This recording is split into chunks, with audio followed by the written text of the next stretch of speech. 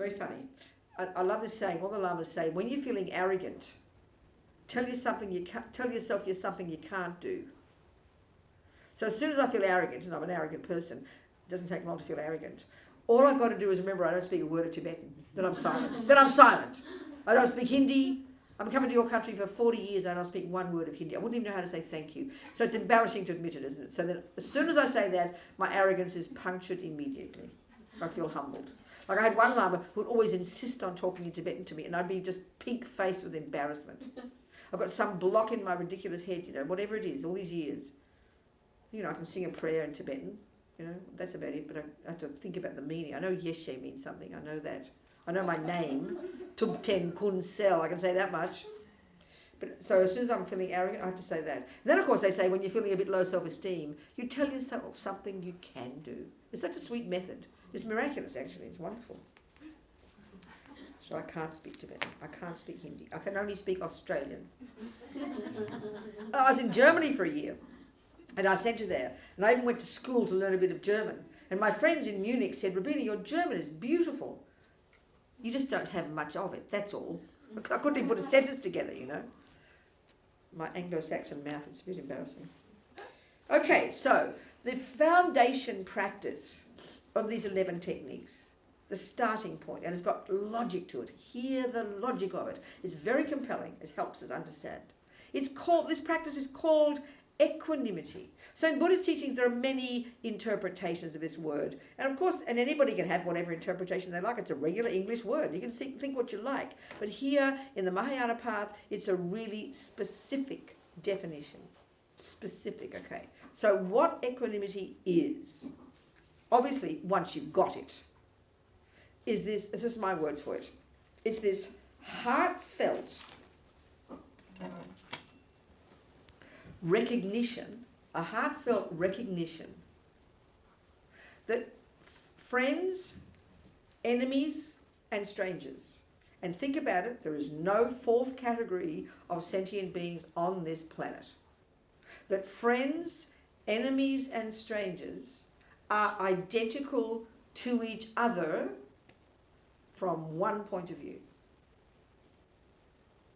Their wish to be happy and their wish to not suffer.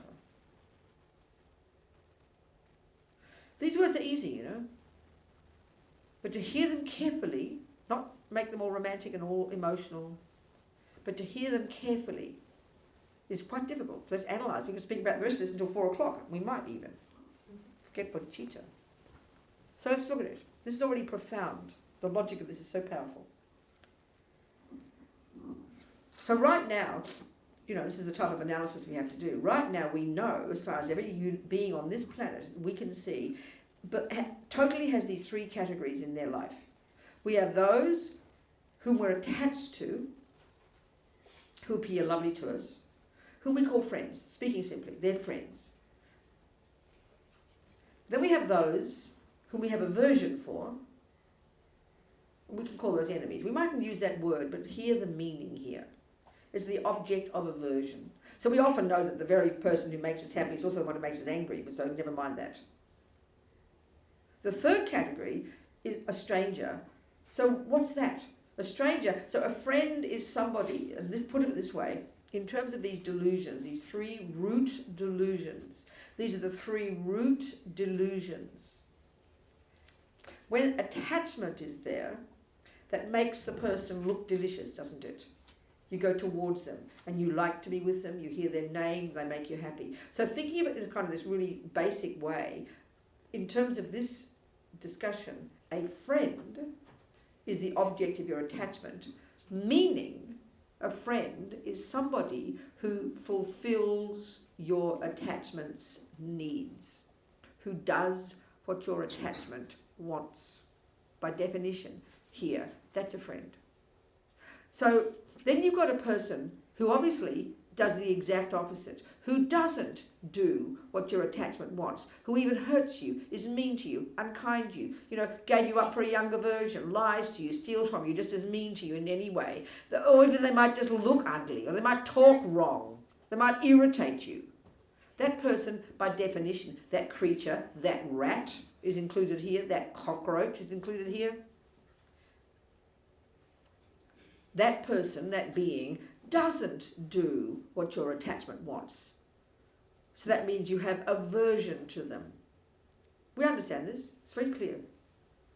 Now the third category, which let's face it, is 99.99999% of all sentient beings. They are called strangers. And what is that? By definition, a stranger is one who has neither harmed you nor helped you. So the response to the friend is love and compassion. So we do have love and compassion, there's no doubt. But as Lama Zopa nicely puts it, it's unstable. It's only based on attachment. As long as you do what I want, honey, I'm prepared to want you to be happy, and I'm even prepared to have compassion for you. But the millisecond you don't do what my attachment wants, you become an enemy, and then I don't want you to be happy, and I'll struggle to even want you to not suffer. Won't I? So it's obvious. An enemy, by definition, is the object of aversion, who's the person who doesn't fulfill my attachment's needs. By definition, a friend is somebody who's done what my attachment wants, so I'm prepared to have love and compassion for you. So they're the only ones we have love and compassion for, pretty much. Our friends. Mummy, daddy, and, in general. And the world thinks this is normal, nothing special. The vast majority do neither. And how do we feel about them? So we have a love and compassion for the friends, not to mention attachment. The response to the enemy is we don't have love and we don't have attachment. We don't have love and don't have compassion. That's for sure. We might even struggle, like I said, to actually wish them suffering. Forget about wishing they don't suffer. That would be really hard for us. The third category, we literally don't care. Literally don't care. They could all drop dead as long as you don't even know about them. We understand this. We don't analyse it this way, but this is just naturally how the world is. And why is it naturally this way? Because we're all in samsara. And what does that mean? It means we've all got ego grasping, and we've all got, on the basis of ego grasping, we have attachment, which exaggerates the delicious friends. We have aversion that exaggerates the ugly ones, and that has indifference to all the rest. So in other words, our view of the universe is intensely self-centered. We should be embarrassed even hearing this. But this is the universe. There's no monkey, no dog, no ant, no creature who doesn't think like this, because this is samsara. And remember, Buddhist psychology refers to all living beings, not just humans. This is the universe. This is samsara. We see it. We can see it. But we think it's normal because everybody does it. It's natural, So like, for example, one time when Rinpoche, Lama Zopa, heard about some mother during that tsunami years ago who ran back into the waves for her baby. And he said, and there's all these newspaper stories of how incredible she was, how brave and all that. And Rinpoche said, yes, amazing, amazing. But even more amazing if she'd run back into the waves for a stranger. So this is the point, even just this, and this equanimity is like the foundation upon which we can grow love and compassion, etc., for all living beings equally. So the first step is this one of it. Equanimity, and we can practice this every day, and already it is profound before we even get to the next lot. This already is quite profound if we can hear it clearly. So meaning at the moment, because we're driven by these delusions, join the club here, it's spontaneous. It's just spontaneous that we end up dividing every being that we can think of in the universe that we have any contact with or whatever into these three categories, and there is no fourth category. There's either those you adore, or variations of attachment. There are those you can't stand, and variations. And the 99.99%, like I said, we simply couldn't care. This is so clear. So what we're trying to do with equanimity is counteract the instinct of ego at the moment that wants people to be happy, that's called love, and that wants others to not suffer, that's called compassion. But it's only based on whether people do what my attachment wants. So it's, as we say, it's got strings attached. So we do have love and we do have compassion, but for a very, very miniature, tiny group. And the logic of ego is what's the mistake. The logic of ego is, I want you to be happy as long as you make me happy. And I want you not to suffer as long as you have compassion for me. So it's got these strings attached. That's the logic we use now, which of course is not logic. It's ego's logic, which is insane. That's why we have wars, murder, harming, lying, killing, stealing. That's why we have these delusions, because of these three. That's why we act like we do. So this is already just profound. This one of equanimity is incredible. So you've got to use different, like even this thinking is the way to see it, to see the lack of logic in ego, you know. So where do you begin with this? How do you get started on this? It's like profound. Because what we're trying to change it to is that I want everybody to be happy. I want everyone not to suffer. This is eventually where we're going, which is pretty insane. So how do you get there? Well, you start with this foundation of seeing, of changing your very reference point for why you want someone to be happy. Ego says, I have love only if you make me happy. But this view is saying, no, I want you to be happy because you want to be happy. That's the shift we're trying to make. So we've got to see the proof, see logically the truth that enemy, friend and stranger are exactly the same as each other from this one point of view. They're not the same in terms of being kind or not kind. Clearly, the ex-husband was horrible to me. It's a fact. Clearly, the stranger has done neither. And clearly, the friend is incredible. You can't argue with that. So that's the view we use now. But what the view we're trying to get is step out of the equation, get ourselves out of it, see a friend, an enemy, and a stranger, and then start to try and prove by using logic that this is a fact, that they're equal to each other from this one point of view. Just this one point of view, which is the point, that they're equal in their wish to be happy and their wish not to suffer. We've got to prove that to ourselves. And that's not easy. Because right now, let's say, you know, the ex-husband left me and was really mean. And you say, well, Robina, he wants to be happy, just like your present husband. But the first thing I'll say is, but what do you mean? He doesn't deserve to be happy, because that's what we base it on. You've got to deserve it, which means you've got to make me happy. This is how we are, you know, it's logical. So I remember, like a little example, recently in my New York, you know, my iPad, I read my newspapers and everything.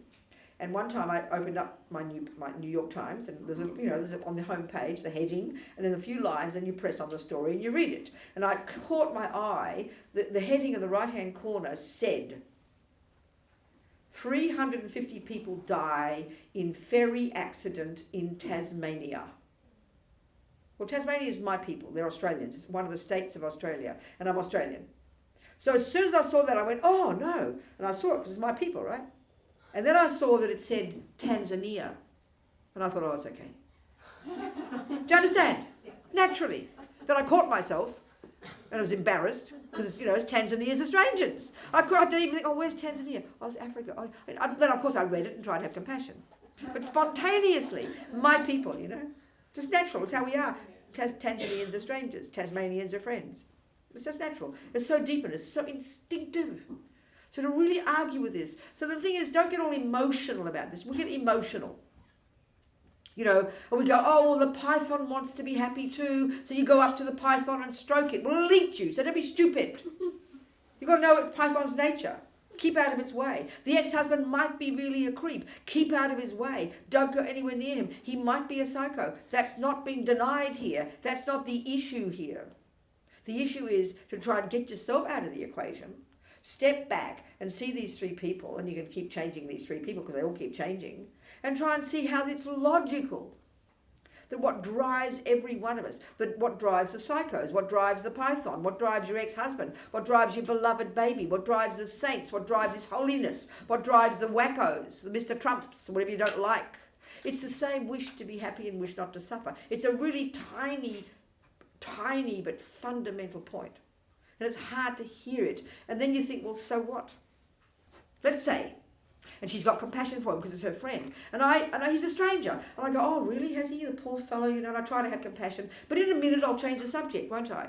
Because he's a stranger. I'll try to sound nice, but it doesn't touch my heart because he's a stranger. And everybody would not question that. People would know that you're normal. Dawa wouldn't accuse me of being this monstrous, uncompassionate person. But she's got compassion for him because she's a friend. But he's my stranger. So, you know, you understand my point. It's reasonable. The world thinks this. Now, look what happens. Let's say we meet, and he moves me into number 7. We fall in love. Let's just pretend. And now he's moved over from the stranger category to the friend category, hasn't he? Now look at my love and compassion. I will stay up all night, I'll love him, I'll pay money, I'll get doctors, and people will say, wow, Robina's so compassionate, she's so loving, look how she takes care of Pradeep. And I really will take care of Pradeep, because now he's my friend, and I adore him and love him and think about it. You understand? Nobody is surprised by this either, because now I have attachment for Pradeep. This is not reasonable, isn't it? So now I'm not feeling. Let's say, what's your name? Aparna. Let's say he now moves me out, chucks me out because he's sick of me, and he moves Aparna in. And now what category is he in now? Enemy. And I hear about his headaches. Oh, I hope he gets a worse headache. I mean, you kind of get my point. It's a simple example, but it's something we completely take for granted. And now this is the point about how equanimity. I know I make these silly stories up, but think like this. Let's say you're a journalist and you're doing research on this is now the point. You're doing research on migraines. So you knock on his door when he's my stranger. And you ask him, Pradeep, what are the migraines like? And he will tell you they're unbearable. The pain is unbearable. And he wished he could stop suffering. And of course he wants to be happy. You know what it will be like. He'll tell you that, won't he? And then you interview him when I'm in love with him, when he's my beloved. And he'll tell you just the same thing. His headaches will be just as bad, won't they? His headaches won't be different at all, just because I label him friend. And now I label him enemy, and you interview him now. How will his headaches be? Won't he be identical each time? We know this. We know it logically, but it's too hard to apply it, because the story that runs the show now is my attachment, and my attachment blinds everything. So because he hasn't harmed or helped me, then I don't care about his headaches. Because he's now my beloved, I absolutely am heartbroken about his headaches. And now he's left me, I'm practically glad he's got a headache. But from his point of view, there is not a fraction of difference. That's all the meaning is. There's not a fraction of difference. Then how can they be? Because he 1 minute doesn't think, oh, I'm a friend. Then he doesn't think, oh, I'm an enemy. Then he doesn't think, oh, I'm a stranger. They're just my labels. They're the labels that I put on the universe. Because of my labels, based on my attachment, I couldn't care about 99.999% of the universe. They could all fall off into the ocean. I won't care. Generally speaking, you know what I'm saying. Because these delusions run the show. It's a fact. We can't argue with this. This is scientific. And this is the type of thinking you've got to do to get this equanimity. So what's the consequence of this? Well, the consequence is, of course, we're not even discussing having love and compassion yet. That's way up. We've got to start with this foundation and hear the logic of this and hear how ego thinks the exact opposite. So at least we're starting with the assumption all beings are equal in their wish to be happy. All equally, and we have to prove. So this is why these things, you use logic, but it brings some deep realization, and even your response at ordinary people in daily life will be profound on the basis of this. We're communicating, right? But this is not easy, because all I can do is see horrible Pradeep, how he left me, he cheated on me, he did this, he did that, and the pain we all feel is unbearable. So to even hear the words, he wants to be happy, you want to stab him, because the first thing is he doesn't deserve it. That's all we can hear. It seems almost stupid and naive and like ridiculous to say he wants to be happy. What do you mean he wants to be happy? Who cares? This is the point. So our mothers would say, put yourself in the other person's shoes. That's such a profound statement. So all this one equanimity means stepping out, getting yourself out of the story, getting yourself out of it, and attempting in the world. One person in your life, or many people in your life, or the whole world. Some countries you're close to, some you can't stand, some politicians you love, some people with certain views, we've got our own groups of people. Try and see this, and so you're getting yourself out of the equation is the point. And even a very powerful example is yourself. Instead of Pradeep being the friend, the enemy, and the stranger, think of yourself. Like right now, think of 3 people. One who adores you. In fact, visualize them right now, looking at you with loving eyes, The next person is your enemy, the person who can't stand you. We've all got somebody who can't stand us to some degree, I'm quite sure. Think of that person now looking at you with daggers, And think of a stranger who just knows you enough to see you. It's obvious how they are. You can even see by their face how they see you. If they each wrote down on a piece of paper their view of you, you wouldn't recognise the three. There'd be three separate people there. There'd be a divine, gorgeous one, there'll be a ugly, disgusting one, and there'll be a boring one. We know this. Now look at yourself. You don't feel a fraction of difference.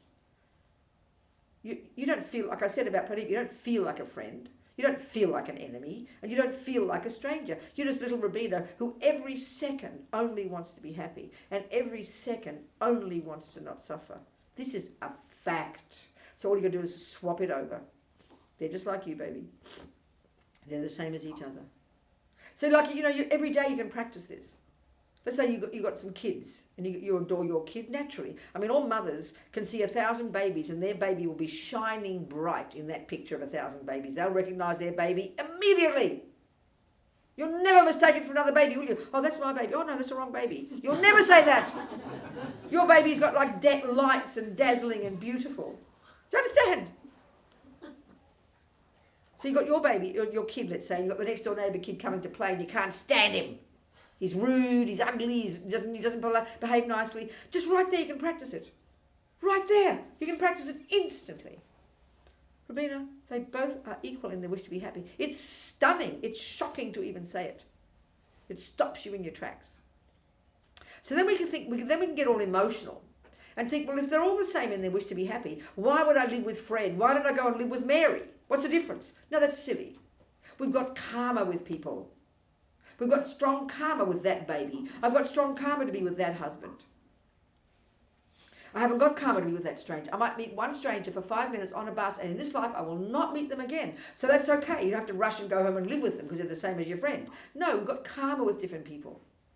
Keep away from the crazy enemy. They might be crazy. Don't go anywhere near them. Keep the pythons safely in the distance because you know their nature. But that's not the issue here. So go right back to your husband. Keep your children. They're your responsibility. But in your mind, you have this objectivity that they're the same as your enemy. And then you slowly, from this, all through the 11 points, but it does culminate in this, therefore, I know that, even with your husband, your beloved, your friend, your daughter, whoever, your dearest friend, your girlfriend, whatever. You know they want to be happy. So right now, if I'm in love with Pradeep, it's easy to want him to be happy. I can't wait to do things for him because my attachment to be loved by him is so strong. I will do anything for him because he'll repay my kindness, So I do look so loving, but it's mostly based on attachment, which is kind of embarrassing for us to admit it. It's true. So at least in my mind, if I'm recognising he really is the same as the bloke next door whom I can't stand, from the point of view that he's wishing to be happy every minute, then it'll loosen the grip a little bit of all the attachment, And you will want him to be happy, but not because he makes you happy. You'll want him to be happy because guess what? He wants to be happy. And that's the shift that we make, and that's profound. It's forcing us to get ourselves out of the story, because that's how we all are. We're totally egocentric. Naturally. It's just samsara. Nothing special, Are we communicating here? Equanimity is amazing. Just to think about it, but logically, not just some emotional, gooey feeling. Oh, I did a meditation on equanimity. Oh, I love everybody. Rubbish. Next minute, the person looks at you wrong, you get upset. So it's not an emotional thing. That's why you've got to use logic. All these things are using logic. Why? Because ego is lying and deceitful and illogical. And we believe ego is propaganda. So we've got to be ruthless in arguing with ego's propaganda. Really and truly.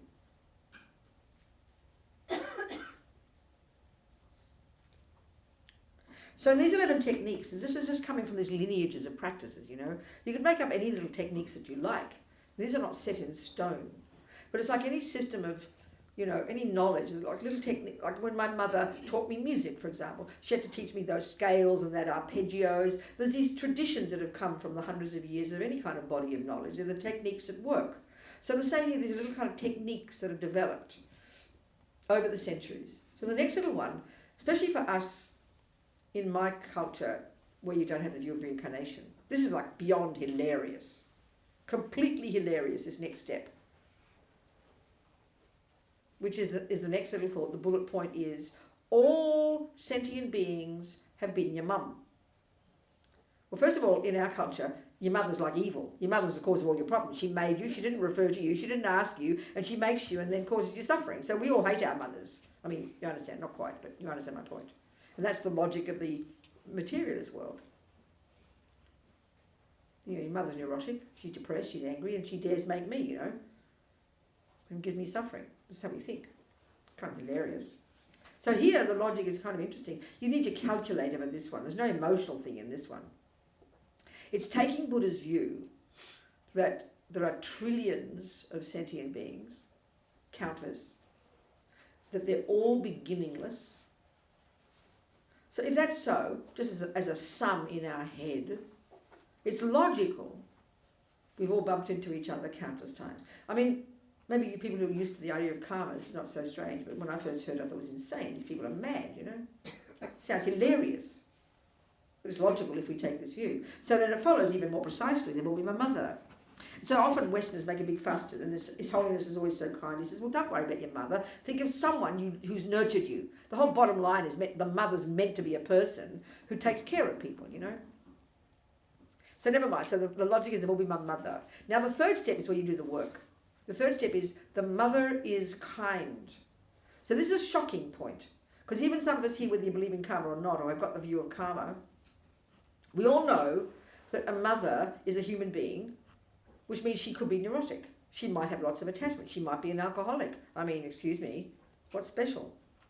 But, you know, especially I'd say with the materialist view, where you really do believe that your mother did create you, and you really do believe that you had no say in the matter, and then naturally, if your mother's neurotic and an alcoholic and harmful, then you're allowed to blame her, and you go to your therapist and they will look back at what mummy did to you, and that will be the cause of why you're suffering. That's the general logic of modern psychology. So it's quite a hard one to hear this. So let's say your mother, but my feeling is this is a very interesting point. Here, again, these words have got a quite precise meaning. So in general, given the way we all are, the only time we will say a person is kind is when they do what my attachment wants. That's it, you know. When they do what my attachment wants. So I go to the cafe and I order chocolate cake and she gives me an extra piece with extra cream and a discount. Definitely I will say, you are so kind, thank you.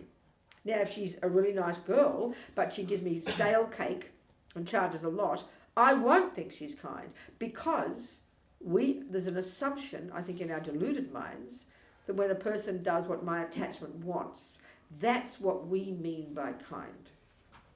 So I think if we change our definition here and think that the meaning here is, let's say even for the mother, the fact that she did anything at all to facilitate my life, that's the basis of thinking she's kind now. Not meaning she's a kind person in herself. Maybe she's really mean and self-centered. We know people are mean and self-centered. We've met them. And it might well be that our mother might be one of them. So that makes it extra hard for us, doesn't it?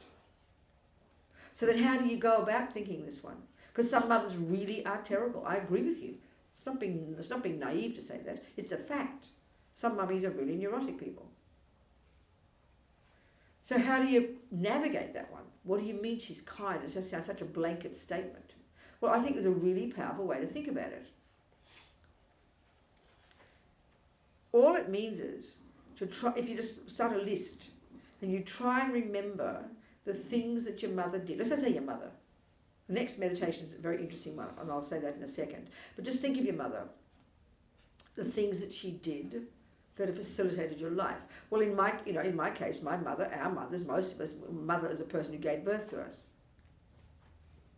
You see, the thing is, we'll go, but that's her job. What do you mean she's kind? Because she gave birth to me, for God's sake. But it's a fact. Okay, to even argue with this one, let's say some of you have been given away. Some people have been, adopted, haven't they? And many people who are adopted have this very painful suffering in their life, this feeling of being abandoned. People talk about this, feeling of being abandoned. It's a very deep suffering for some people. So that's for most people who have that, especially if their mummy gave them away, this terrible feeling that that they're not worthy because mummy gave me away. Well, my feeling is, there's one reason that you should think and be utterly grateful to her for. She didn't abort you. Now, in my family, you know, I mentioned her a few days before I had an abortion. Many of my sisters, I've got 6 of us, 6 sisters and a brother. 3 of my sisters had abortions. I had abortion too when I was 23. So this other sister was pregnant. She was 17, it was in the 60s. And it wasn't cool to have a baby out of wedlock, you know. So she also, we kept saying to her, oh, so, honey, have an abortion, have an abortion. And she insisted not to have an abortion. She had the baby. And she gave the baby away. Well, that girl, I don't know, never mind what she thinks now, but let's just assume, like a lot of people who've been adopted, she feels resentful that her mother gave her away. Now, I happen to know my sister broke her heart.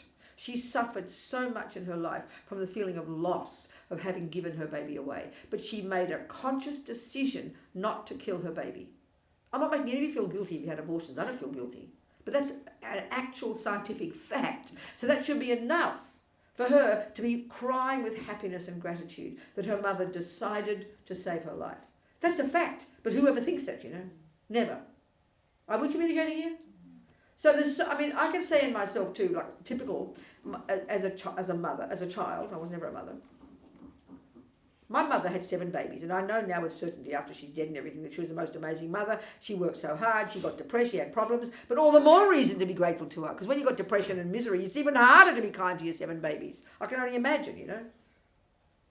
So the fact is, when I first was a little girl, naturally, because it's like when you've got lots of attachment, when you're a little girl, in my case, I was in love with my mother, and that meant my mother was perfect. Now, some people even think that mothers about their mothers now, you know. That's amazing if you've got that. That's so incredible. It's such a blessing.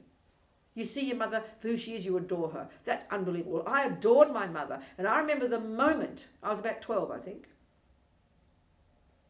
I remember the moment my mother fell off the pedestal. That means when I started finding fault in her. And then it was downhill from there. Do you understand what I'm saying? By the time I'm 14, she's the worst enemy in the universe, you know. It's typical. Hate your mother, can't stand your mother, she's evil, she's this, she's a monster, you don't love me, scream, kick, shout, yell. It's natural. So attachment goes from attachment, as long as mummy's doing what I want and I adored my mother, then suddenly you get older, you start getting, you know, you start growing, then I start to have aversion for my mother, and before long, everything she was evil. We all know this, because attachment suddenly is gone, and now aversion takes over. And when you've got attachment, you only see the good in somebody, and that's a bonus, especially if it's your darling mother. But when you've got aversion or anger, you only see the bad because they exaggerate. So then, you know, many people never get past that aversion. They never go back to loving their mother again. They continue to blame their mothers. You read books of people who hate their mother, who blame their mother, certainly in the modern culture. And it's understandable because the mothers can be really horrible. I agree with you. But of course, if you have no view of karma, you have no reason why this person gave birth because you don't realise you created the cause to get that mother. When you have a view of karma, everything changes, of course. You know? But this one is so powerful, seeing the mother as kind, meaning. And this is meant to be countless lives as well. I mean, animals give their lives to their babies. Of course, it's from attachment. But it's all this is a technique for us to change the view of this person, to remember the good things they did. And then as soon as you start remembering the good things, the picture of the person changes in your mind. You suddenly have affection for them. It's sort of obvious. So the logic here is you think of your mother, and then if all beings have been your mum, then the affection you feel for your mother, then you're going to transfer that to every being because they've all been your mother. And it becomes real. The great yogis have really got this experience. They have it genuinely. They've thought it through logically until every sentient being they see is like their precious mother. I mean, that's inconceivable, you know, but this is the logic. It's such a simple technique, but so profound, the implications of it. And like in all these things, it's a way of changing the way we see things. And here, it's sentient beings, you know. So then, that's number 3. That's like 3A. 3B is another variation on this same thinking, but this is said to be even more profound. And that is, it goes like this. All sentient beings have been kind to me, are kind. This seems even more absurd. Like, what's the logic of that? That's insane. And the logic of this is the logic of interdependence. And it's scientifically a fact, but we never think it. So, okay, what's that mean? Well, you just start thinking, okay, this is again my way of phrasing it, my way of framing it. What this one is that you can think about it. from the second of our conception in our mummy's womb up to now, every single thing that has ever facilitated our life from that second up to now, this is my way of putting it, is the handiwork of sentient beings. Now this is a fact. Scientifically, this is a fact. But whoever thinks it, we don't. Because why? So, I was thinking my Vegemite. Australians like their Vegemite. No idea even you've heard of Vegemite. This ugly black stuff that Australians adore on their toast when they're little. So as soon as you show me Vegemite, I get excited, because it's Australian habit. You like your Vegemite. So just think of something as simple as your Vegemite. We never think this. So there I am attached to my Vegemite. So I think I must have my Vegemite. So I go to the supermarket to get my Vegemite. So what am I looking for? Because, you see, right now, what's running the show, as I said, is attachment to get what I want. So I think of Vegemite, then I go and I take everything for granted. I get to the supermarket, all the place is clean, the doors are all lovely, the signs are all neat. I go to the Vegemite, there it is. I'm expecting all this, and I expect my Vegemite, and I expect it to be the right thing, and I expect it to be the right price. But if I start to analyse it from this point of view, I'd be in tears of compassion. So first of all, just look at a boring old jar of boring old Vegemite. Believe me, it's boring. The design is ugly. It's got a yellow cap, it's got black and yellow printing, bad design, lousy typography. The black stuff is revolting. It's like an extract of yeast or something. And they made it in England after the war for the poor old Poms, to keep them healthy. And they called it Marmite. Well, Marmite's revolting. Vegemite's better. Anyway, get my point. So what is it? So then what's this view here? That if I had this view, that all I would see when I saw Vegemite is the work of all the sentient beings. A person wrote the words on the label. A person typeset those words. A person proofread those words. A person invented the type font. A person made the jar. People conceived of the jar. They designed it. Many people involved with the making of the plastic lid. Many, many, many people making the Vegemite. These are real, proper facts. We know it's true, but we go, who cares? It's their job. What do you mean they're kind? This is a bizarre idea to us. Look, it's the same point as the mother. Kind here doesn't mean that person's kind. The person who designed the lid might be a pedophile. That's not the issue here. It's not you see, when we say a kind person, we mean the first one, they're thinking of me. Then they're kind. But we can also sometimes say, oh, she's such a kind old lady. You see, these people even got a kind voice. You see them objectively. She's a kind person. So we never think of kind in this way. It just seems too abstract to us. But this is the point here. When we start to appreciate, we wouldn't have a single thing. We would have nothing but for the work of sentient beings. They're not thinking of me. Of course they're not. They never thought of me making the Vegemite. That's not the point here. And this takes time to think. It seems so abstract and so weird. But it's a fact. Now, this view we understand. My mother had this for her 7 children. I know as a fact every single thing that her children did, wrote, drew, thought about, made. Like I always think of as when I was a little kid, there's this dumb little drawing I did. Goodbye. Thank you, people. We never talked about death. You must have come for death. I don't know what you came for, but it wasn't death. I'm so sorry. Okay. So, I remember this dumb little drawing that I made as a little girl. I didn't do art. And I remember, how mothers adore their children's drawings. I mean, isn't it? So if you saw this dumb little drawing of a pot plant in a second-hand shop, believe me, you wouldn't buy it. Because in itself, intrinsically, it's nothing. It's no good art. It's a stupid kid's drawing. But when my mother saw it, what do you think? Her heart beat. She saw her little Bobsy's art. She would never burn that in a million years. She'd not chuck it out. Because why? She's not seeing the intrinsic art. She's seeing the handiwork of her precious little Bobsy. I was Bobsy, okay? You understand my point? That's how bodhisattvas feel about everybody. About everything. They talk about this bodhisattva who's called the always crying one. Whatever he saw it as the handiwork of the precious sentient beings who made it or did it or cooked it, and he burst into tears. This is the level of compassion and love and affection that these techniques are meant to engender in us. So, I mean, way to go, you know. We know people made Vegemite, we know, but the first thing we see is whether we like it or not. If it's, you know, like I said about the chocolate cake, if she gives me a really good piece and a discount and the extra cream, of course I'm going to say she's kind. So we judge kindness only based on whether a person does what I want. It's obvious, you know. The body, we even think of this body, at least we think, I'm prepared to give my money and I'm prepared to say thank you for this, but my body is really me, so I kind of back off, you know. But this body, excuse me, what is this body? It began in my mother's womb. My daddy and mummy worked hard to get that egg and sperm together, I promise. So it began with my daddy's body and my mummy's body. These two bits joined. Well, already, where's Robina's body? It's mummy's and daddy's. And then what is that body in that womb? And apparently it came out after 7 months. So in that 7 months of my mummy's womb, what made my body? My body. All the fish and the chickens my mother ate, all the vegetables. It was her blood, her body, literally transforming like a miracle due to karma into my little precious body. So where's my body that's not my body at all? It's the chickens, a little mountain of chickens and fishes. Look at it. But who thinks that? It's my body. Back off, you know. No, not true. That's why the great bodhisattvas. I never forget, Kirti Senchab Rinpoche, one of my lamas, one of Lama Zopa's lamas, who's passed away now. He lived in Dharamsala. He was a meditator, a little holy little yogi, you know. I'll never forget when he said one time at one teaching, he said, this particular level bodhisattva, I forget what level, highly realized being, clearly who's realized emptiness and got bodhicitta. He said for that bodhisattva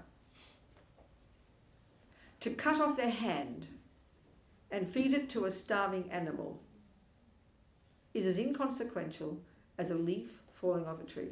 I'll never forget the words. Now, normal speaking, that's insane. That's a mentally ill person. Clearly, a seriously mentally ill person. But that's a bodhisattva. So you can deduce, they obviously have to have realized emptiness, cut any belief in any intrinsic I whatsoever, given up all the drama delusions, and added bucket loads of this bodhicitta. Meaning, literally, quite simply, for that person, with this level of equanimity, love, compassion, all the rest, when they see the starving animal, now this is an important point, if there's a butcher shop around the corner, believe me, they wouldn't cut their stupid hand off. That would be idiotic. They'd buy a pound of flesh. But obviously there's no choice. So the suffering of that being, for this person, the compassion will be so unlimited, so no barrier to it. The immense affection and compassion for that sentient being will be so total, it would override anything in here. And what they see is a few kilos of meat, so please kindly have the other hand while you're at it, you know.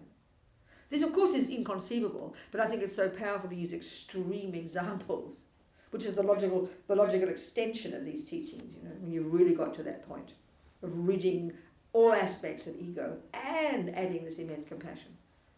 Like, unbelievable. This is the level to which we can accomplish these qualities. So it's sort of shocking to hear it, you know. And that means we have to go one step at a time, you know. And you couldn't just do that with compassion. That's why compassion is not enough. You've got to have wisdom. Even you can lose bodhicitta. Over several lifetimes, you can lose bodhicitta. So until you realize emptiness, until you've cut the root of the I, you can never get out of samsara. So compassion is not enough. Equally, wisdom on its own is not enough. But at least with wisdom on its own, you're out of samsara. And then you add bodhicitta to the mix.